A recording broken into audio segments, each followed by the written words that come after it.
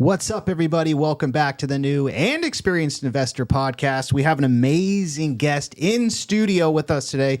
Super excited. I'm Alex Barnett. I'm one of your hosts. I'm the new guy.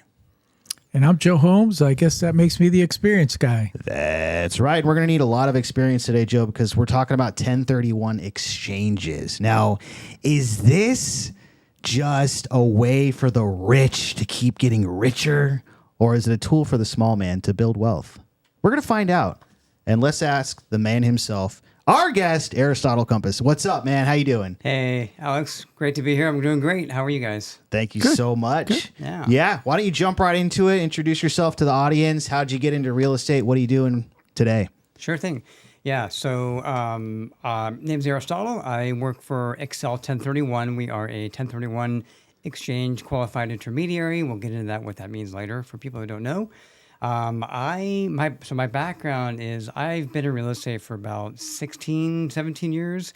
I started selling commercial real estate here in California. I got my license. I was just telling you about the company down the street here that I got my license from, and that kind of I worked for a company who sold real estate license packages, and I got inspired to get my license. I kept on hearing people call in and get their license. They're like, "Oh, I'm going to do this. I'm going to do that." And I'm like, you know what? Sounds pretty cool.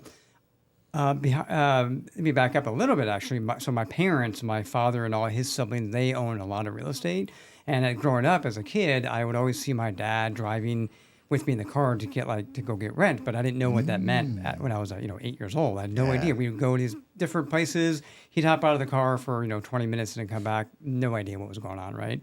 But here we are now. And shakedown. Yeah. Go ahead. The old shakedown. Yeah, it's a shakedown. Yeah, shakedown. Exactly. Yeah. The landlord shakedown. Yeah. In fact, my dad used to carry a almost like a billy club. It was like a leather mallet, inside of his car. Yeah. And I used to play with that. I'm like, what is that thing? I had no idea what it was until I got older. I'm like, man, that you could thump someone in the head if they're not paying rent. So, been there, done that. Yeah. So anyway, fast forward, I get really interested in real estate and investing, or just real estate, I should say, in general. And I got my license, started working for a commercial broker here in Orange County, and kind of got my feet wet. And then I started seeing people buying properties, and especially out of state. That interested me quite a bit. So I ended up buying my first rental property in Tennessee. Still own that today, actually. Still have that property.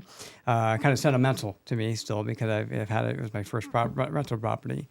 And then from there, just started buying more property. And then at some point, I got into 1031 exchanges.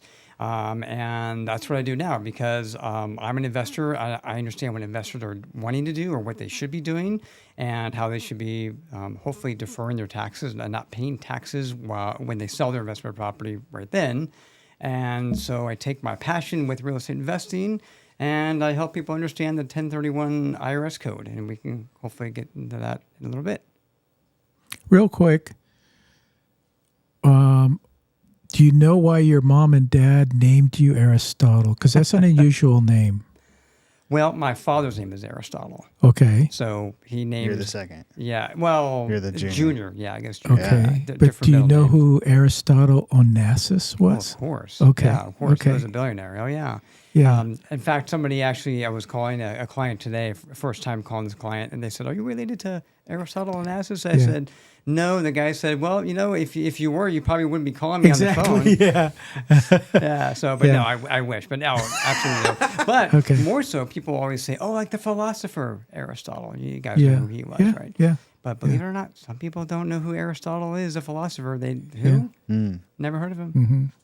Yeah. For those of you who are young and don't know who Aristotle Onassis was, he was married to Jackie Kennedy. Did you know that?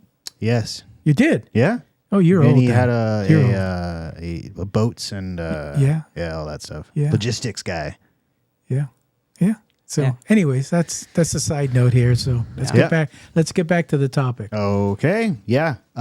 So The government recently has been, had the 1031 exchange, or I guess the Biden administration, let's say that, the Biden administration, they're saying that they're calling the 1031 an indefinite interest-free loan from the government and said real estate is the only asset that gets this sweetheart deal.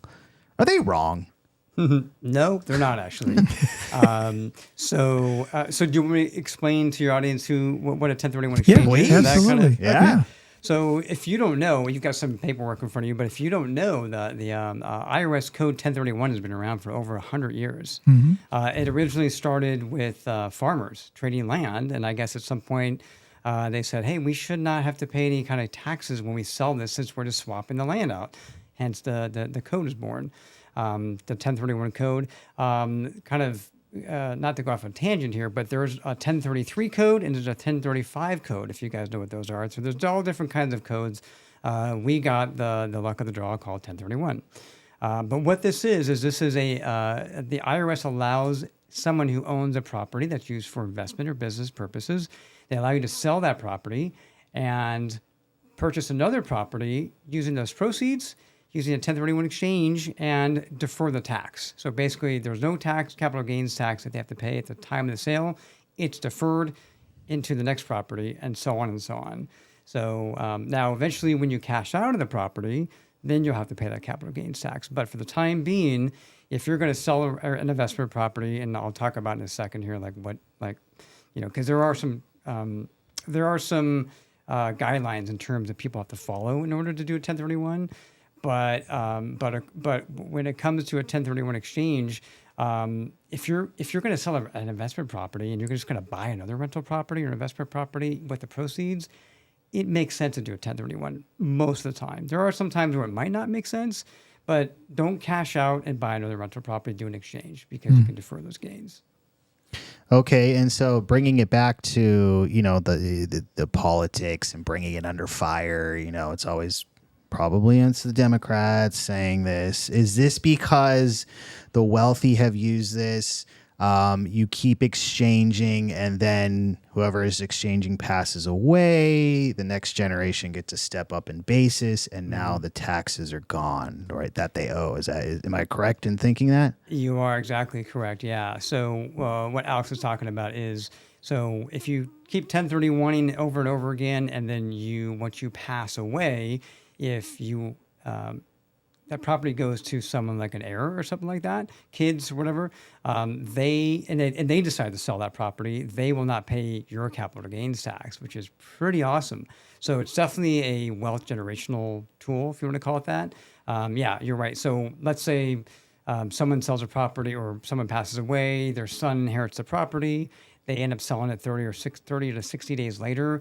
They're only going to pay taxes on what the market value of that property is, which is great. What if I had, $800,000 of gains in the past? Doesn't matter. My son would never have to pay for that. Pretty amazing. Wow. Why do they hate it so much then? Who? The Biden administration. What don't they hate? Yeah, that's true.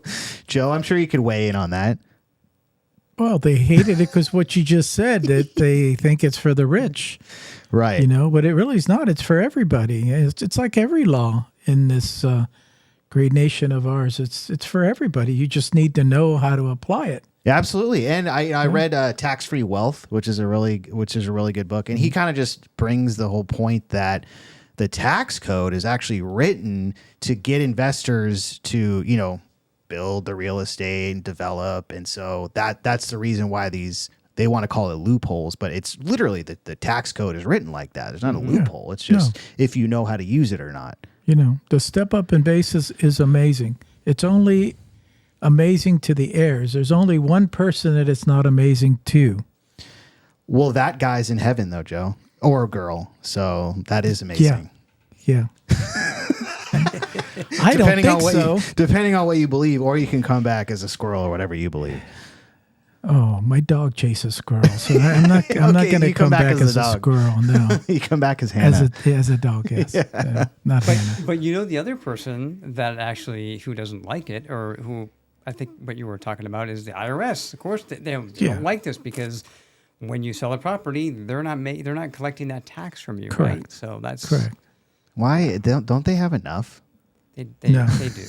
They do. They have enough said already. they don't. Yeah, but I don't know about you guys, but I don't want to pay any more in taxes than I have to. I don't think anyone wants to. So. No, well, pay your fair share, and we won't have a problem. Okay, whatever that means. Especially being in here in California, California needs a lot more taxes. In case you haven't heard.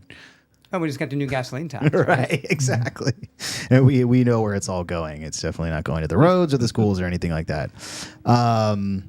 Okay, so I mean, some people call this a loophole. When you are first explaining this to someone, are you usually getting in touch with them, or are they getting in touch with you when they have like a property, they don't know what to do with it, and then you're pitching them this, or how does that go usually? Great question. Usually they're contacting us to, I would say like at least 60% of the time, 70% of the time, they're contacting us because they are selling a property or they're getting ready to sell a property. And they said, hey, my agent told me about this 1031 thing, and I don't know, I kind of heard of it. I've read some stuff, but can you walk me through? And so what my role is, part of my role is to do a cost analysis to see if it makes sense for them to do a 1031, right? Because there are chances where maybe it doesn't make sense for them to do one. As much as I would like to earn their business, I want to make sure that they qualify, or maybe they don't qualify, and I can tell them that. I'll give you a perfect example. Just a few days ago, someone said, hey, I was a joint tenant in this rental property that my mom and I owned. My mom passed away in April or March, I think is when it was. And I need to do a 1031 exchange because he probably here is rental property, capital gains, right?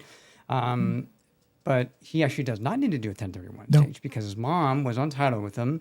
And so that's a benefit there. But I was able to kind of help navigate him through that and be like, hey, no, you don't need to do one. Now, I'm not a tax accountant by any means, right? He did speak with his tax accountant after we spoke. He said, hey, you're right, Aristotle. My accountant said the step-up basis will take an effect and I don't have to do an exchange. So I always tell people, talk with your accountant because I'm not a tax advisor or an accountant. But I know the 1031 code and I know kind of how to evaluate stuff. And so I can help people navigate that. Perfect. Now, are you? And we can get into this next, but I know there's a certain step that you got to do it, and there's a timeline and a clock that you got to watch that a lot of people mess up. Are you like a custodian? You help facilitate that, or how does your role work? Yeah, great question. So I mentioned earlier that we're a qualified intermediary. Some people call us accommodator. That's another word for us. So we do a couple different things. First of all, we hold your proceeds, your funds, when you sell your property, so you don't touch them. The moment that those funds, if you sell your rental property, the moment that those funds get wired into your bank account, you can no longer do a 1031 exchange. That happens too. Some people will call me and they said, hey, I just closed my property a week ago. I want to do a 1031 exchange.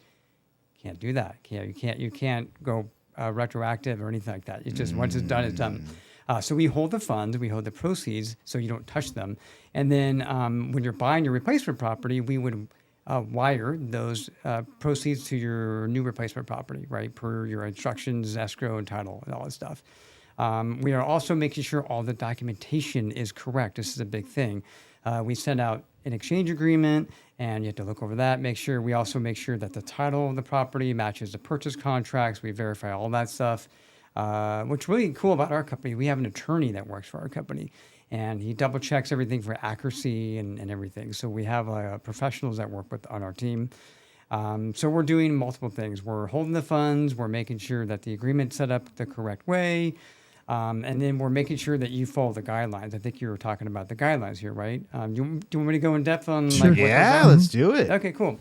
So kind of the rules haven't changed. I get people that call me and said, I've done an exchange 20 years ago. Are the rules the same? Yep, they are pretty much the same. Nothing's changed. A couple of things here and there, but nothing major. So this is what trips people up a lot. So let's say, Alex, you sell a property, you're selling a rental property and you close today. All right. From today, the day it closes, you'll have 45 calendar days to identify your new property. And do you know what that means, identify? Do you know? I just have to have it picked out and submitted to somebody. Yeah, to us. Okay. Yeah, exactly right. Exactly right. So we send you an identification form electronically, and you would list the addresses of the properties that you want to buy, address or addresses. You got to do that within 45 days. You don't need to close on the property within the 45 days. You just have to identify it and say, hey, I found a property, or here are these 3 properties. I want to potentially purchase one of these properties. All right. Most people will identify the property on the list that we give them once their offer gets accepted. That's what most people do. We do have people all over the place, right? Because they're like freaking out. They're like 45 days. Like I'm going to list a property here, a property there. But you just have to narrow it down somehow, right? There's no way to extend that 45-day period. Now, here's the thing. That identification period, it's not like it's a timer that the IRS puts on us. We're like, I should have told you earlier, kind of explained this a little bit better, but we're like an extension of the IRS, a qualified intermediary. Whatever the rules that the IRS has is what we interpret, or we put out and interpret to our clients. So the 45-day, that's in writing. We keep that. It has to be signed by the 45th day, right? We keep that in case we get audited, because we do get audited from time to time from the IRS. And if they find that we're extending all these timelines and all this stuff, then we would be in big trouble. So we have to make sure that you're following the guidelines and that we're following the guidelines. Then from that 45-day, then the day that you close as well, you'll have you'll have a total of 180 days to close on the property. So 45 to identify, and if you want to think of it, another 135 days to close on that property or properties. So 180 days total for the entire process. The only way that can get extended is if you're in a national hazard area, or like, let's say like the LA fires that happened last January. If you were living in that area, even though you were selling a property in Texas, you were doing an exchange, but you live in that area and you were affected, you were displaced, you would have a 120-day extension. Yeah. How nice of them. Yeah. I did an exchange and closed at day 179. Jeez, Joe, that's not like you. Why? Tell me about it. I was exchanging from a new build that I purchased and sold in a few months. Back then we used to do that because the builders sold it to me at 125. They hadn't built the place in January, and then by October, I purchased the place, and then I put it back on the market. I sold it for $175. Nice. So I had a $50,000 increase in equity. And how long of a period was this? 8 months. 8 months. Yeah. Yeah. And so from there, I went to the 1031 exchange, and I bought another new home, and they were dragging their feet to close it. And it was literally, I'm calling day 179, are we ready to close? And they closed it day 179. Oh, wow. But you know that I would never normally do that. It's not my fault, but I thought I was going to lose that exchange. Let me ask you a question on that. Okay. Did you ever get audited for that, like down the road? Never. The reason why I ask is because most accountants and CPAs, they will want you to hold the property for about 2 years before you do an exchange. Okay. Right. What you did is called an aggressive exchange. Whoa. So I was aggressive. guy. This was Joe's in I want to his say 30s. 30 years ago. So maybe they weren't being as aggressive as they are today. and the price point was like 180, you said, or something? Yeah.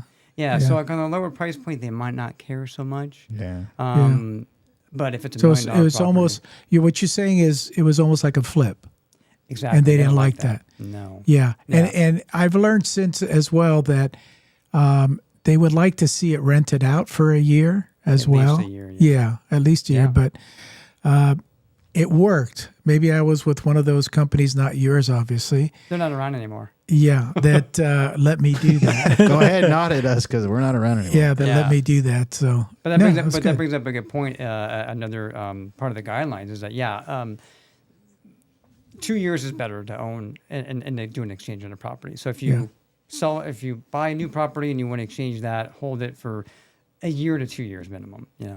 That's kind of what they recommend. Yeah. It's funny because in the IRS code, there is no specific date in there that says you have to hold it for so long. Okay. So it can be challenged, though, especially in California. It could definitely be challenged. And if it's $1 million exchange, I got a $1 million property, which is like every property now. I had a really, really good, excellent CPA. Good. Just, amazing. Maybe he worked, maybe kind of, did some magic for you. I don't know. No, I'm my own CPA, so that's what I'm saying. Yeah. I was like, who is this guy? I do my own taxes. Right. Yeah. That If makes anybody's sense. going to get in trouble, it's me. And my CPA is not going to turn me in, so I'm good. Yeah, this is where they kept all those files in an actual file cabinet too, so no one's coming after you anymore. That's right. Yeah, okay. They've lost a lot of that stuff, haven't they? Yeah, exactly. It's in some bunker somewhere. Yeah. What about people always ask this primary residence? Can I 1031 my primary residence? That's a great question. And the answer is you can exchange a portion of it, right? You know about this. All right. Okay. So I just want to see if you know about it. yeah, yeah. Yeah. So you He can. knows. So if the property is if a portion of it is being used for business or investment, you can exchange a portion. So let's say you have I'll throw a couple of examples. Let's say you have a 4-bedroom house. You live in it by yourself, but you occupy 2 of the rooms, one for living, one for office. Then you rent the other 2 rooms out, right? To just random strangers on Craigslist or something, because you I don't know, maybe you do that. That percentage of the house, let's say it's a 2,000 square foot home. Now your accountant might say that house qualifies, 50% of it qualifies for rental. 50% is 2,000 square feet, so 1,000 square feet you can exchange. So you can exchange that portion if you need to exchange it. You might not need to, but if you need to, you can do that. Another example would be I met a real estate agent about a year ago, and his spouse, his wife, owned a daycare business out of the home. And I believe he said that his accountant told him they would be like 50% of the house. It's a lot, right? It was, and they had a huge gain. The only reason why you want to do this is you guys are agents, so you guys know this, but you can take the homeowner's exclusion, right, for the first $500,000 of gain, right? But a lot of people usually don't go above that. But if they do go above that, and you have a business or something, then you can exchange that. Let's say you have $1 million gain in your primary home. You've owned it for 30 years, and it's gone up so much, and you're like, I don't want to sell my house right now because I'm going to have a huge gain in there. You have a couple options. If they're not renting the rooms or anything like that, or a business, a home office doesn't really do that much, just so you know. Home office is like 10 to 20%, doesn't really do a lot. The best thing to do in that scenario is if you have a client who wants to sell their home or needs to, but they just don't want to because of the capital gain, they could just rent it out, move out of it, rent it for a year to 2 years, and then sell it and then do an exchange at that point if they really wanted to do an exchange. That's what I would do if I had a home. I agree. If I'm like, I'm 48, but like when I'm like 80 years old, I don't want to be renting my rooms out to some kids just to get, just to exchange. I would rather just move out of it, rent it for a couple of years, and then sell it that way. So correct. And that's what I was going to say. I think that's the best choice is to move out, rent it for 2 years, and then do the 1031 exchange, and you still get the 121 exclusion, which is the 500,000 you were talking about. Right. So you have best of both worlds in that scenario. Yeah, good point. Yeah, I forgot to bring that up. Yeah, so you do get to take the exclusion, plus you get to do an exchange. Correct. Yeah, it's great. Correct. Yeah. I just saved you a bunch of money. That's great. Yeah, I know. That's unless you want to live with a bunch of kids at 80. We'll see. Just kidding. Start a band. There's so many different variations too. I ran into another client who wants to. He has a rental property in Colorado, I think is where it was, or where it is, and he's trying to be creative. He's like, I own. He owns like a metal fabricating business or something. I don't know what he does, but it's a small business. And he's like, can I buy a home, a property up in San Francisco? Like that's where he lives, because he's trying to find this like really unique warehouse to buy, but it's just taking like years. Like, I can't find this small industrial, like almost like a flex space, I think is what he's looking for, but he can't find one in his price range. So he's like, what if I buy a home with like a barn on it or something like a second property or something on it, and I use that for my business? Absolutely, you can 1031 in that. Nice. Yeah. Yeah, So, and sorry to interrupt you, but while you're talking about that, you always hear like like-kind exchange. Can you explain what that means? Sure, yeah, absolutely. Like-kind exchange, according to the IRS, means any property, real property that's going to be used for business, investment, or trade purposes. So the way I think about it is that you can exchange pretty much into anything except a primary home, right? And a second home. Like if it's going to be like your second vacation home. Now, if you're going to rent it out like a short-term rental, that definitely would qualify. Yeah. But if it's going to be used for a primary, no. So I can sell a condo and buy a 50-unit complex. Absolutely. Okay. Mm-hmm. Yeah. Okay. Yeah. There's really, you can buy vacant land. That's another thing. People don't realize that you can sell vacant land and exchange into a single-family home, or sell a duplex and buy a piece of vacant land, and you can actually build on that land too. I don't know if you know about these different exchanges. We can talk about the different exchange types. There's something called an improvement exchange. You ever heard of that before? Mm-mm. So this is where you, let me back up here. So we have what's called the delayed exchange or forward exchange. That's when you're going to sell the relinquished property, 45 days, identify your new property, and then close on it, right? That's the regular exchange, people call that. Then you have what's called the reverse exchange. You're aware of that. That's when you're going to buy your replacement property first, and then you're going to sell your relinquished property. This works great if you have like a unique property, or I'll give you an example. I have a client right now. He owns 3 rental properties. He wants to buy 1 brand new property. He's like, I'm not going to be able to time the sales of all these 3 properties. Do a reverse and then take your time. You have 180 days to sell those 3. An improvement exchange is where you are going to buy like a piece of land and build on it. So you can actually use the proceeds of your exchange and build on it.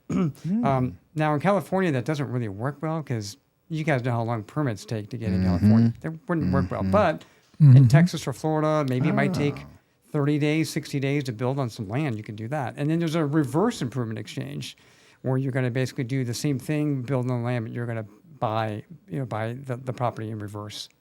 So yeah. Wow. How big of a difference, monetary wise, is a regular exchange versus the reverse? Glad you asked that, because I'm sure you've heard it's expensive. A reverse exchange can be expensive. Do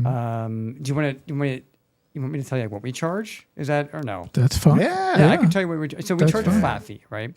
We're pretty simple. Doesn't matter what the sales price of the property is. For the forward exchange or the regular exchange, we charge $1,250, a flat $1,250. That covers the sale of the property and up to 3 replacement properties. The reverse exchange is $8,500, a flat $8,500. People say, "Whoa, why is it a big difference?" Well, a couple of reasons. We first have to create an LLC on that for the replacement property, because what happens is when you buy that replacement property, before you close on it, we actually go on title of that property. Because remember, you can't touch the proceeds, you can't do anything, you can't be affiliated with that replacement property. So we, as a QI, qualified intermediary, go on title of that property until you sell your relinquished property, and then we transfer that property back to you. So, $1,200 or $1,500 to create the LLC, that comes out of that amount. But it costs almost $1,500 or more to dissolve an LLC at the end of the year, so we have to pay for that. California. Yep, California, yeah. Okay. Most accountants are going to charge almost $2,000 to do that. And then we have filing fees and all kinds of other stuff that is in there. So we don't make a ton of money on reverse exchanges, honestly, because there's a lot of fees we have to pay to do everything. Is there a way of you just transferring the LLC to me? You mean Instead, you're basically saying you're selling that. instead of dissolving it, you mean? Yeah. No, you can keep it, but then you have to dissolve that, right? Somehow at some point, because it's going to be like XYZ Main Street is what the address would be on the LLC typically. Yeah, I like that. You like that, yeah. Yes. That's what people usually name the LLCs, right? At the street address. Yes. So yeah, you can do that. And is it going to be deducted out of there? Probably not. It's not going to save any money if that's what you're asking. Okay. Yeah, we don't deduct and itemize things like that. Okay. But great question though. But yeah, you can keep the LLC if you want to. Most people don't, but Okay. yeah. Yeah. I'm just kind of thinking back to the timeline, and I know a lot of people are they can't make decisions. You know what I mean? I mean, coming from the flipping world, it's like you see some people, they're like white or white, I can't decide, and then, it gets pushed out.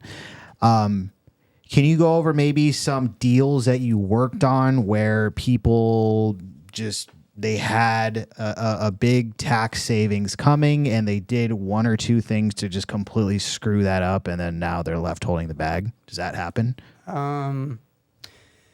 Well, it can. Yeah. So that's a good question. There's really one thing you can do to like a fail-safe mechanism, I call it, or a fail-safe vehicle that you can exchange into. So let's say you identify property and you're like, hey, everything's going good. Maybe you identified it at the last moment and then you don't have much time to identify anything else, right? And you're going through the motions, all of a sudden the property comes back with inspection, appraisal. You're like, oh man, I really don't want this property, right? So you're like, well, if I ditch it, then my exchange is gonna fail and I'm gonna pay capital gains tax. So what I recommend, if they're really struggling to identify something, are you guys familiar with the Delaware Statutory Trust? Yes. Okay. So that is a great way to roll your proceeds and defer your taxes if you just cannot absolutely identify anything. And for those who don't know what a DST is, or DST, Delaware Statutory Trust, not the deferred sales trust, because that can be confusing. There's a deferred sales trust. Delaware Statutory Trust is a vehicle where you are a fractional owner in a large commercial property, right? So you can take your proceeds, you can be a fractional owner of an Amazon warehouse if it's available, whatever, or a medical building, or a 300-unit apartment property. And it's 100% passive, a DST is, so you don't have to worry about managing it. They manage everything for you. But the downside for a lot of people is they say, well, can I get my money back out right away? Can't. No. Usually stuck for like 5 years. 3 to 5 years is the average for a DST. Yeah.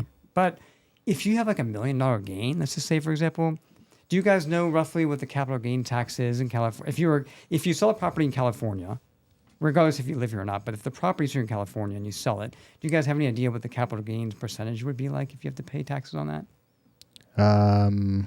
Federal is 20, isn't it? Federal? It depends on your income, 15, 20, yeah. Okay. Yeah. I didn't know that California would even charge. Yeah. Oh, yeah, of state course, tax. Joe. Yeah. Yeah. So It's there's actually California. 4 different levels of taxes in the capital gains. Bastards. Whoa. Yeah. Joe's That upset. is I got Joe fired up. rude. Okay, break it down. Break our hearts right now. So the is it? average capital gains tax, if you do not do a 1031 in California, is anywhere from 30 to 33%. Okay. Jesus. Yeah. So you do the math. If you have That's messed if you have up. $1 million gain, you're looking at $300,000. Now, if you make more income, if your income is, I think it's like $450 or $500 a year, you're looking at 40%. My So- father-in-law says he doesn't have to pay any capital gains if he sells his house for some reason. Why What? is that? Yeah. His primary home? Yeah. His primary home. Yeah. Yeah. Because he has exclusion.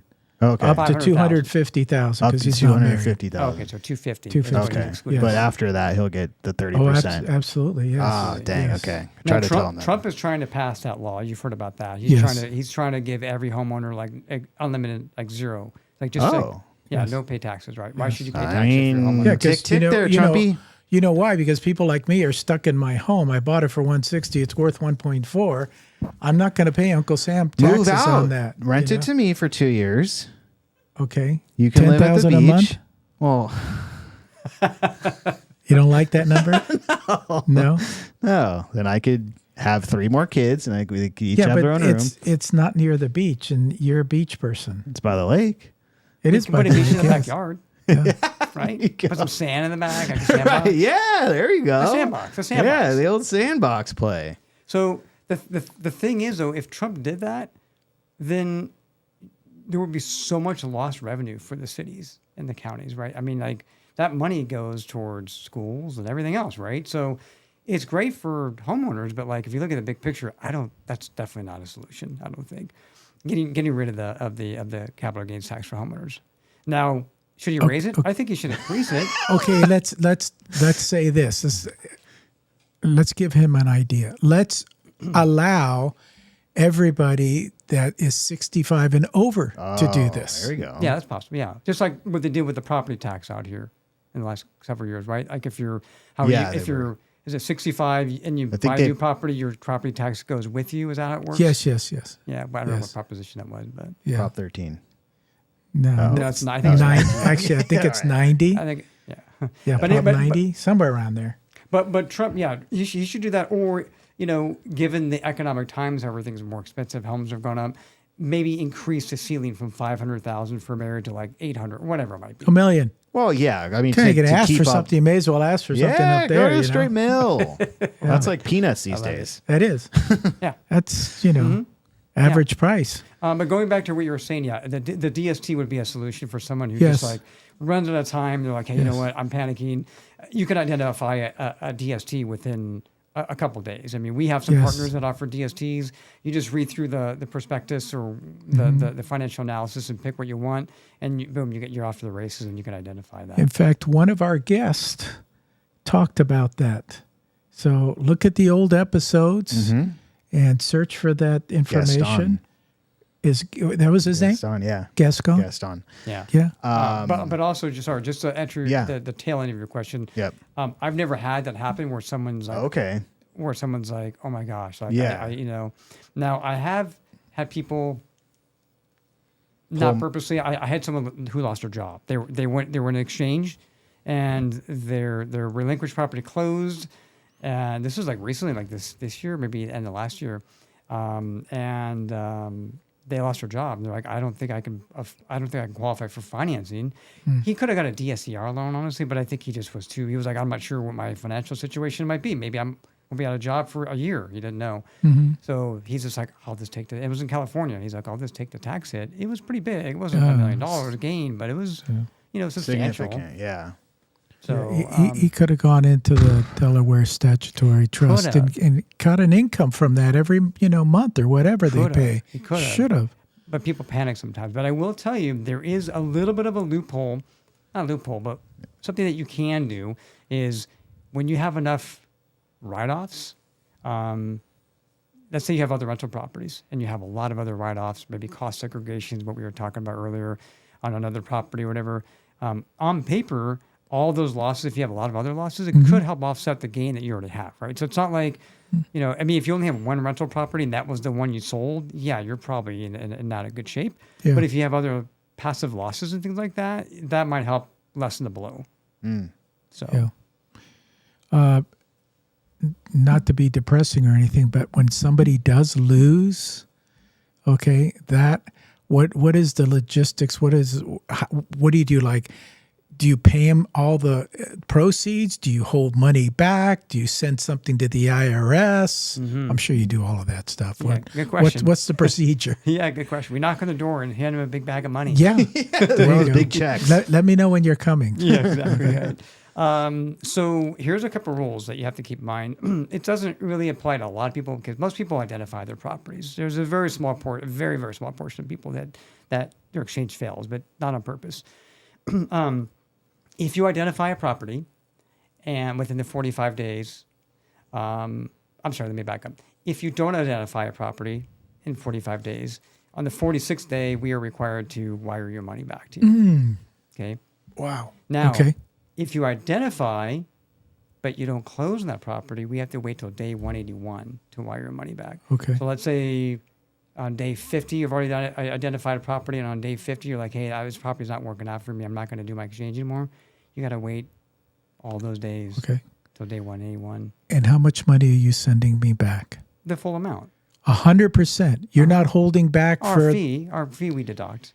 Well, yeah, but you're not holding back, like 10, 15, 20%, depending on what tax bracket I'm in? So in California, you guys are familiar with the franchise tax board withholding, 3.33%. Yes. We have to withhold that and send that to the California State Board, not the IRS, but just the state. So the federal doesn't require you to hold anything back. No. So when you file I get to play with that money until I file my taxes. Yeah. So a good strategy, if your exchange does fail, take your money, go to Vegas. There you go. On black. Yeah, put it on black and just try to pump up the profit. That way, when you have to pay your taxes, you don't have to pay it. Offset But the following year, when you file your taxes, that's when you're going to have to pay those taxes. Got it. Because we'll send you a form and everything that says, hey, your exchange failed, and all this stuff. And so your accountant will know that information. And so you they have to and they report snitch that. you off to the IRS too. Pretty Yeah. much. That's their job. Yeah. Here's kind of a cool trick. Again, this is a timing thing. But let's say you identified a property. Let's say in November or December, end of the year, you're identifying a property, and you have identified a property, and you're closing like in March or April of the following year, right? If that situation happens and your exchange fails, and it fails like in March, you don't have to report that tax or that failed exchange to the Following next year. Yes. So let's say the end of 2026, your exchange fails into 2027. You don't have to report that until 2028. So at the end of the year, if you're in exchange and it fails into the next year, you don't have to report that to the year after that. Okay, gives you some time. So there are investors that are smart about that, and they're like, hey, like what you said, take my money, go put it in crypto or whatever you want to invest in, make some money on that, and then when you have to go pay your capital gains tax, hopefully it won't be as big of a blow because you've made some money with that money. There you go. Make money with your money. Classic. No one's Right. ever gotten in trouble for that. No. Now, I'm wondering, I mean, you mentioned that there isn't really anything in the code that says anything about a timeline. You mean as far as like how long Yeah. the property has to be held for? Right. That's correct. So if I want to do this with a flip, do I need to find like a shady guy that's willing to... see. That's the other rule. That now that you mentioned it, I didn't even know. I probably violated. You should rent your place out for at least 2 years. Okay, you should, but that's the problem with flipping. You're not renting it out. I know, but still, there's nothing that says that. So technically, you could. Is that true? So I would not. If you came to me and you said, "Hey, I'm doing a flip," I Right. would say you cannot do a 1031. Exactly. And I would say you're not a shady guy. No, not a shady guy at all.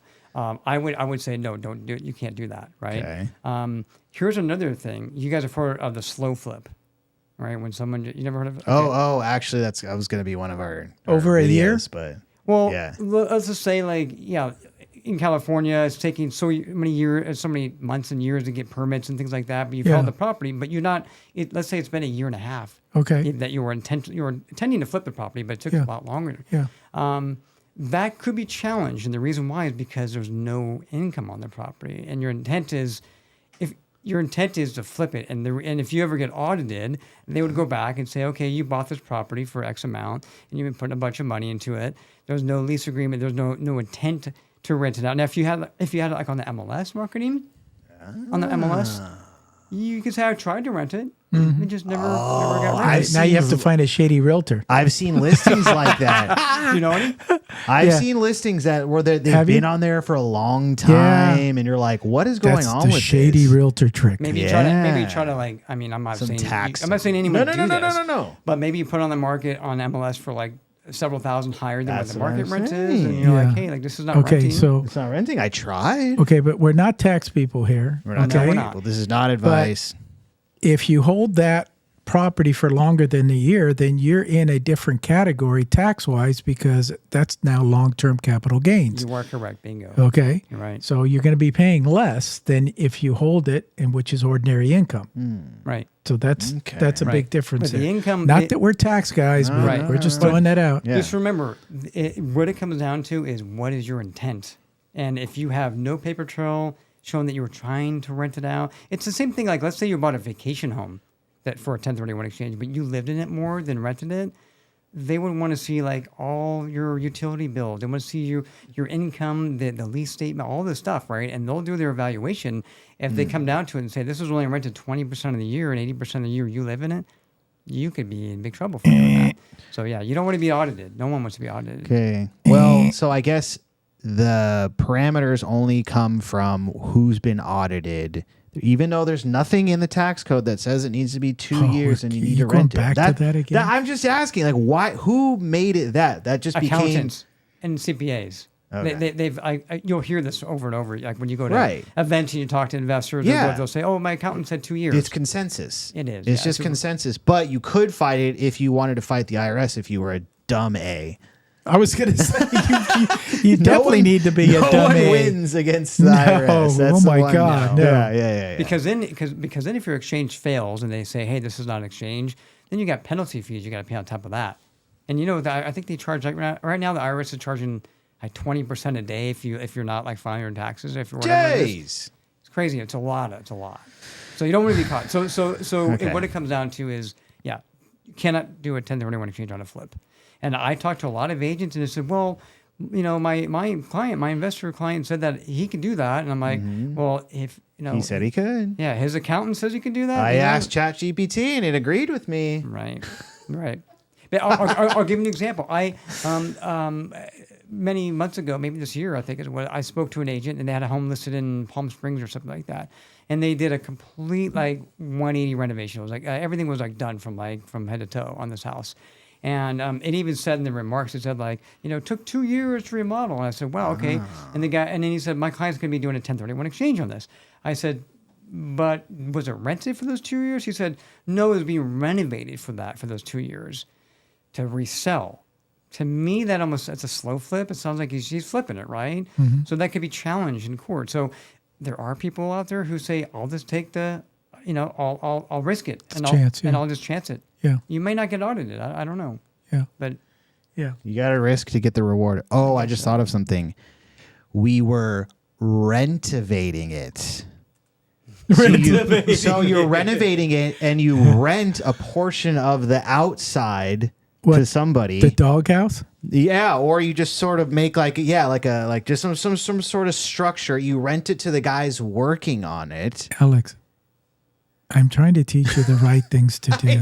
Okay? I mean, if no one's ever heard of that. You can't come up with creative bad stuff to, put out into the ether. That's not good. I'm just saying I don't see a problem with that. Do you? That's the problem. You rent it to the workers. They work on it for 2 years.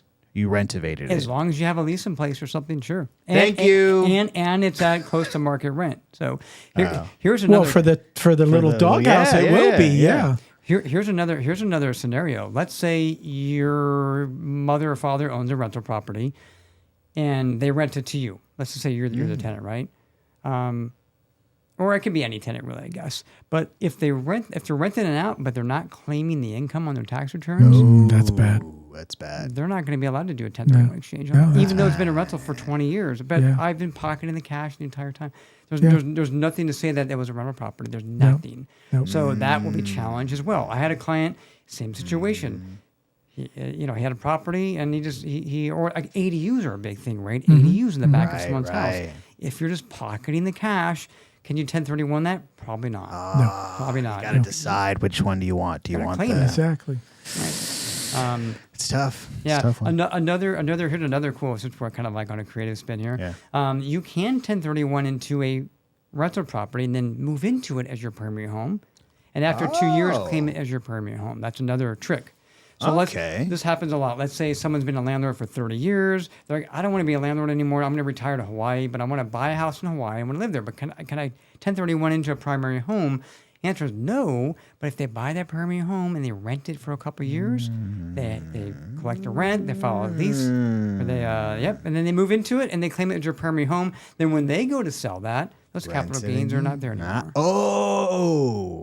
I'm doing that exact thing. That's what you want to do? Thank you. My dad did that 5 times. He had 4 rentals, a primary. He'd sell the primary, move into the rental for 2 years. He'd sell that, go to the next one. Wow. He did it 5 times. He never, ever paid any taxes. Smart man. Yes. Wow. Yes. See, there you go. So that's a really good strategy if you're kind of like at the end of your investing career. You're like, I don't want to be a landlord anymore. Either DSTs or buy another house to live in. In your situation, you could rent it out for a couple of years and then 1031 it into something else. Yeah. My problem is my wife does not want to move into any of my rentals. Yeah, Lake Elsinore could be a tough sell for somebody that's living San in Juan Capistrano. She knows Spanish, right? Yeah. 2-bedroom, 1 bath. Condo. Deep in the heart. She's not going to go there. No, she's not going for that. That's my problem. We had a question from the audience. Can you sell a boat in a 1031 if it's used as a charter, as a business? No, because that's not real property. How dare you, sir? That's Yeah. a great answer. Yeah. It's not real. Okay, so you property. can't do mobile homes either, No, unless it's on owned land with permanent foundation. correct. It has to be like attached. See, that's a great This question. guy's good. Whoever asked that question, Yep. 10 stars. Okay. Yeah, That's that is great. a great question. Well, I thought you were gonna. I thought the listener was gonna say, I rent my boat out and someone lives on it. Can I Right. 1031 Yeah, that? no. No, Right. it still wouldn't count because Yeah. it's not real property. Yeah. But It's not like. But it's international exchange. waters, so you don't have Not to pay like taxes. kind. Not like kind. Yes. Okay. you know what is That's a like great kind? Like question, though. kind is also air rights and oil rights. Oh, landman style. Yeah. So like think of like cell phone towers. Yeah. Right? Those have air that's- rights. You can actually 1031 into a cell phone tower or something like that. You can because they have air rights. 5G. Or we've had people exchange into land that has no oil well on it. It's investment, business, or trade. What about a mine? Gold mine.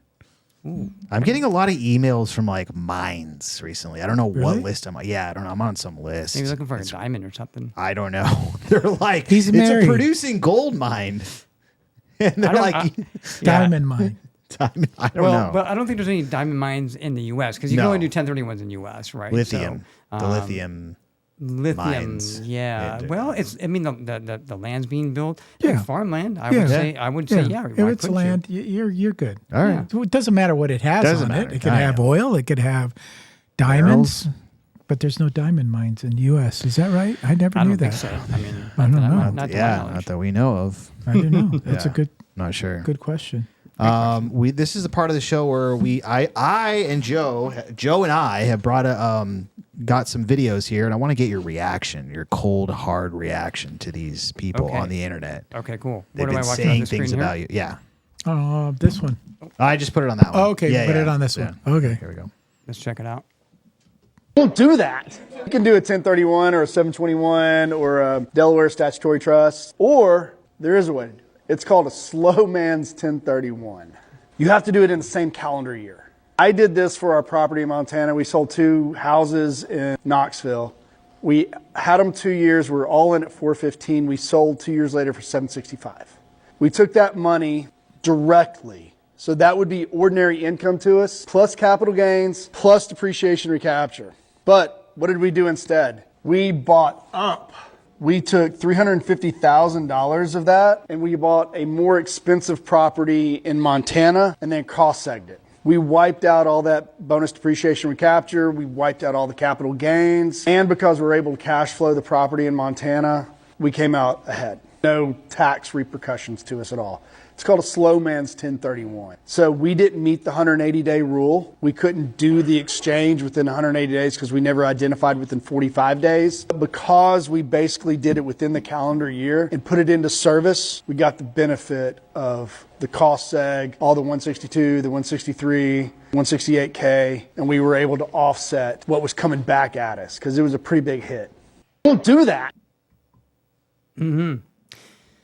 Yeah, so that's take this off because it's Yeah. hard for me to hear sometimes. So I actually call that a like a lazy man's exchange. Is Right. what we call that, right? Okay. So you can do that. We were talking about that earlier, right? How you can do a Right. cost segregation and basically use those losses to offset your capital gains tax. But you should talk with your accountant to see if it makes sense. Because again, if you don't have enough losses, because for those who don't know what cost segregation is, it basically lets you take the entire 27 and a half years on a residential property of depreciation and it allows you to take all up front. So let's say on $1 million property, you're able to depreciate $150,000 all up front. If you need those losses, yes, but yeah, but he's right. Yeah. He's right. Okay. You could definitely do that. Yeah. Okay. So you're not actually doing like a 1031 exchange. It's just, You're not doing you're just 1031, offsetting You're just the but you have to gain. make sure that you have all those The numbers law, yeah. correct. Yeah, to do that. That guy was like a tax attorney, so I'm sure he knew what he was talking about. But if you're going to just watch that video and go out there and attempt to do that, might not be a good idea. Yeah, we have a couple partners that we work with that offer cost seg stuff, and like let's just say for example you had a $100,000 gain, and you're like I don't want to do an exchange on it. If you're able to depreciate, $100,000, from a cost seg study, would that offset all that? Again, I'm not an accountant, but I Right. would think it would most of it. Okay. Yeah. I don't like it because he called it a slow man. It should have been a slow person. Call it a lazy. Yeah. I just call it a lazy exchange. Yeah, lazy exchange is good. I like That's that one. good. better. Yeah, but slow man, man. you can't say that anymore. No, that's not good. Can't say that anymore. Biden is also targeting real estate investing by proposing to remove the 1031 exchange. And if you don't know what a 1031 exchange is, without going too much in depth about it, it's when you sell your investment property and reinvest the proceeds into another similar real estate property. So if I sell this duplex for $400,000 and then use that money to buy another duplex, I won't have to pay capital gains tax on the proceeds of the sale of that duplex under a 1031 exchange. Biden is also targeting real estate investing by he was mostly just explaining. You can do a 1031. Kind of how it works. Yeah, how it works, but also how Biden was trying to get rid of. He was trying to, I guess, get rid of it, or he was trying to put a cap on it, $500,000 cap, or limit the number of exchanges. They've been trying to get rid of the 1031 code for decades. It's not going to happen, people. No. Right? Because I'm No. sure everybody in Congress or whoever is like doing it on the daily. Sure they are. Like, yeah. We're going to let the next. Think about this. When someone purchases and does an exchange, just because the IRS is not getting their capital gain, but think about the property tax revenue that new owner is going to have to pay, right? That's new revenue. So it's not like it's not like they're missing out or anything. No. It's not like it's not going to help them. Yeah, exactly. Yeah. Okay. This one is called most 1031s fail before they even start. So the single most important requirement is that you use a qualified intermediary. They have to be involved prior to the closing of your sale. So first of all, the 1031 is all about advanced planning. All right. As soon as you're starting to think about selling a piece of property, you should get involved with a QI to start to understand the process and let the process adapt to what you want to do. Absolutely. Okay. That's number one. Now, there are two timing requirements. You have 45 days to identify your potential replacement property, either closing your sale. You have a total of 180 days process. Now, 180 days doesn't feel like it's all that long. Actually, that feels fairly long. And it is, unless what you're trying to buy is a new construction. So you sell your property in June. Told you. You've got 180 days. And you want to buy this property that's being built. Let's just say it's in Southwest Florida. And they swear it's going to be done by November. So you can meet your 180 days. And then a hurricane happens. Yep. You don't have a choice. Is this 1031 just guy went out the window. Tony Soprano's So dad? these are no joke. So He's absolutely right. So I'm a huge advocate of talking with someone before they even list a property. You know, like understanding who's on title, what they're looking to do, all that stuff. Because I can't count the amount of times people call me when they're in escrow. They're like, "Hey, I'm closing in 2 weeks. My brother is on title. He doesn't want to do an exchange. We're in an LLC." Do you know like the headache that's going to create? Because I don't know if you know, if you have an LLC in California and your partners, you can't just transfer somebody off that title right before you close. Right. I mean, it doesn't work like that. So California highly scrutinizes this. It's called the drop and swap. You ever heard of that before? Yeah. They don't like in California when someone just on an LLC, when someone's like, I don't want to do an exchange right before you close. Like that is that you're definitely begging for an audit at that point. Yeah. So you have to do that far in advance. If I know in advance, like months, I have a client right now, their parents and all the siblings are on title of this property in California and they're going to sell it. And, but the parents are the only ones claiming the income. So they're the only ones that can do the exchange. So I told him, you guys need to get yourself off the title before you guys even list a property. That way it's far enough in advance where it's not going to be a problem. But he's absolutely right. Yeah, Good definitely advice. planning ahead. Is it what's the easiest way to do it? If it's in a trust, or I mean, what's the Doesn't best? I matter. guess structure. I mean, I guess if it can get messy if there's like 8 people on title and like 2 of the uncles don't want to sell or whatever. But trust or your LLC is fine as long as everybody's on board.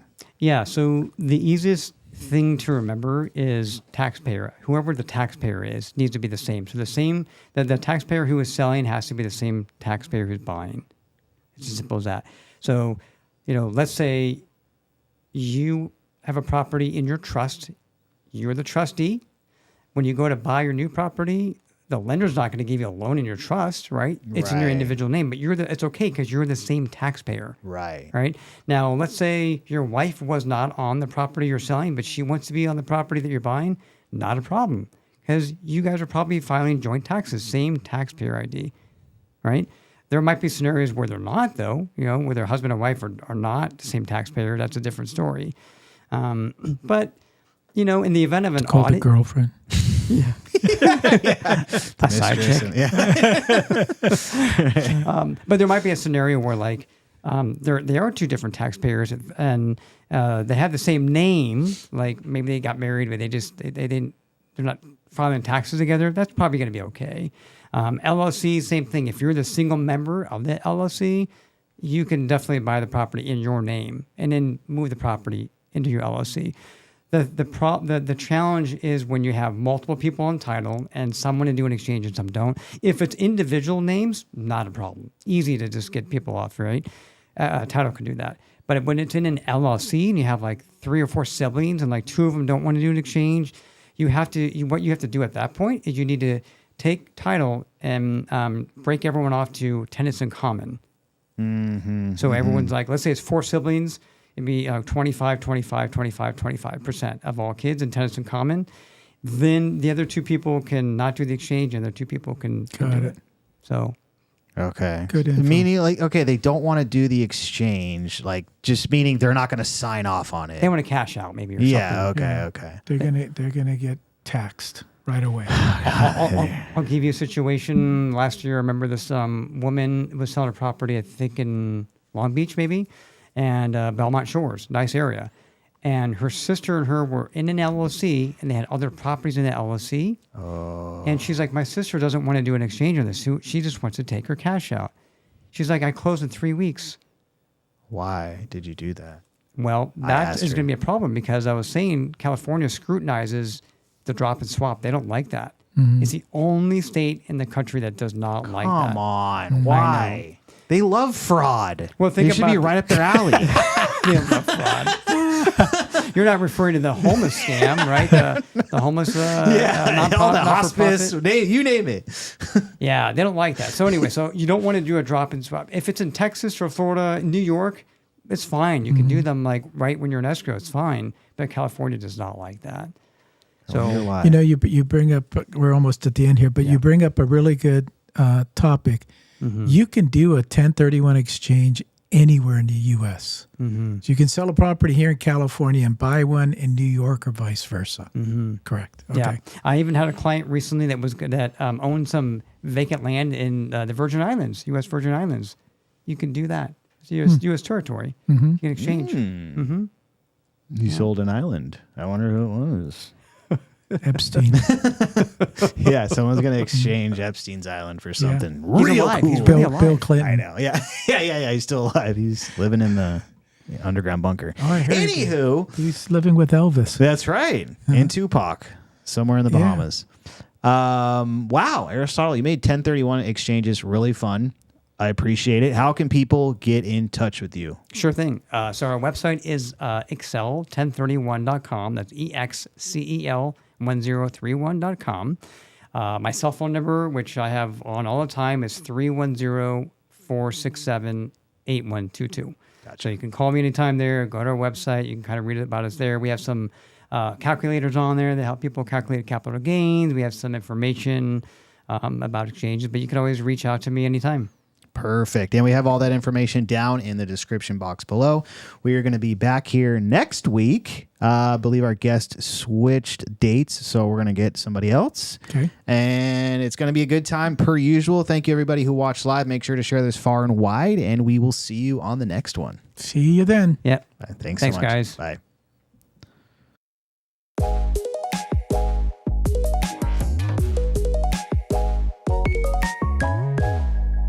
Some more advice on real estate investing, reach out to us one-on-one.